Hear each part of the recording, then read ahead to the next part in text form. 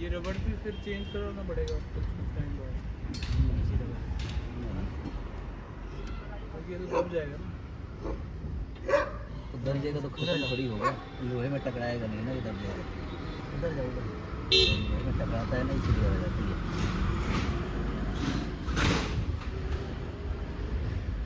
ये दोनों साइड लगेगा